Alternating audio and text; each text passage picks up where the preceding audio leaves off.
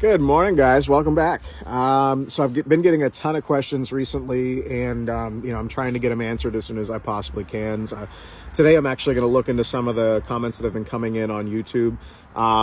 This question, I've been going back and forth with this person for the last day or so, just kind of trying to make things clear. And sometimes, writing in the comment section doesn't really clear things up. Like explaining it verbally is just a little bit easier, and I'm happy to do that. But I always try to get back to people when they send comments. So that's easy for me to do in my downtime, is to, whip out the phone and start answering some comments. But let's look at this one here. So just to give you an inkling, I saw your videos, really like them, super helpful. Just received an email from HR. They hired me for my training in July, but the one thing I didn't understand in the email is that it says, please note, due to union seniority rules and business needs, you should expect to work out of your higher location permanently. Transferring locations can be non-viable.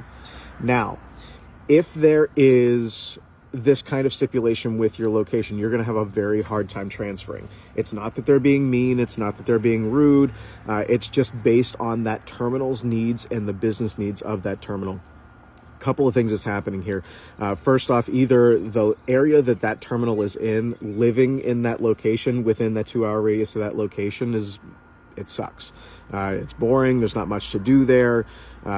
Usually they're small towns, that kind of thing. Some people were super attached to them, and it's great if you want to live there because your family's still there. That's awesome.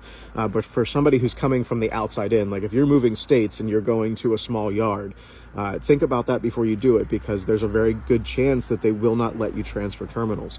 You'll actually have to quit and reapply and hope you get in, and then you lose your seniority in the process. So definitely think about that before you do it.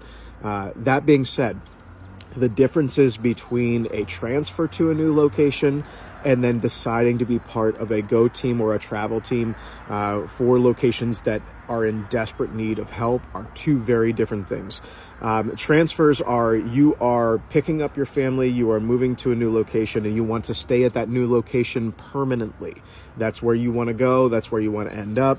So you're happy to transfer your membership and everything over to there, and that's where you're going to stay. Some places, like here in Pennsylvania, you can work anywhere from Chicago all the way through Buffalo, New York, and you won't lose any of your seniority. It's all part of the same network. So some places are like that. Other places are not. When you start getting into those small towns, like if you work at this particular yard, you are going to work here forever. That is what the job is. Expect to be there. Now, that's not to say that some of those things won't change. In those smaller locations, the more people they're able to get in-house and the more full they're able to make the extra board. Once the extra board is full, that's when they will make things eligible for transfer. However, it doesn't happen very often, and it could be 5 or 6 years before that happens. So please think about this before you decide to go to a yard, because if you're going to be super upset about staying at that yard or staying in that location or traveling to that location from wherever you live, it's going to make the job harder, and this job doesn't need to be any harder than it already is. So definitely think about that. In the kind of further down in the conversation, they had mentioned, appreciate the time for the reply. I live in Virginia, and I hired from Manassas. With that, there's going to be some restrictions for transfer. I'd like to be there for a year and then be eligible for transfer, and I want to be part of the extra board so I can do 40 hours plus. The 40 hours plus, this is kind of the misinformation that happens on the internet when you start doing Google searches and you get information from a bunch of other places.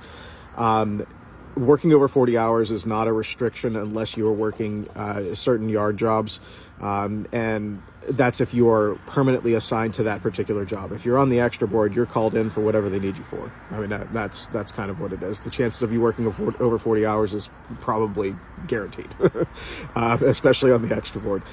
When you decide and you bid on a permanent job, that is up to you. So please, when you are putting your bids in for those jobs, consider the schedule, consider the benefits and the drawbacks when it comes to that. But my advice to this person and anybody else that has intentions of transferring to a new location, please make that decision before you apply.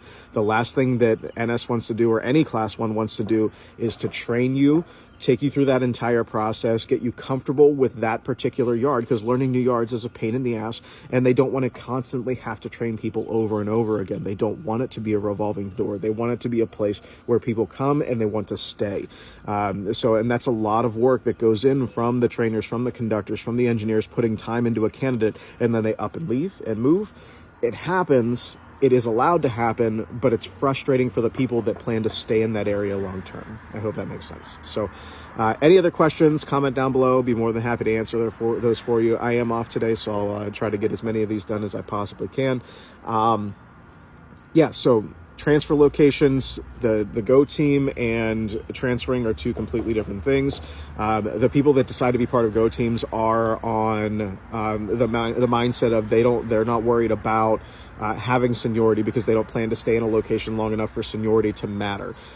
They make their additional cash by getting stipends for going to additional locations that pay you a stipend for filling in that need. Let's say you hire out in Cincinnati and Cincinnati needs help, but let's say you hired out in Cincinnati and they all of a sudden they want you to move to Roanoke, Virginia. Roanoke, Virginia is in desperate need of new conductors. They bring you in. They will pay you a stipend on top of your salary to make that move and to go to that location for 1 year, or as long as you guys agree upon with that.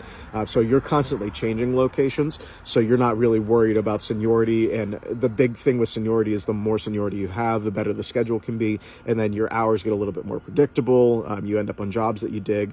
So there's kind of pros and cons to both. So just, like I said, think about it before you do it.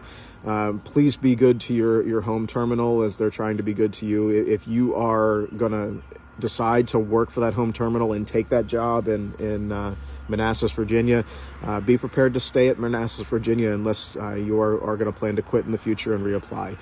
Try to be committed to that particular location unless you absolutely have to move. If your desire is to transfer constantly and be part of that Go team, that kind of thing, find a big yard. Apply for places that are much larger than other places that don't need the help. Unfortunately, right now, Class 1 railroads are in so much desperate need of help that they're offering crazy bonuses. They're increasing the minimums. They're doing everything they can to get bodies in the door. So just think about that as you go through. Again, hopefully that's helpful. As usual, comments down below. I'll get to those as soon as I can. Take care, guys.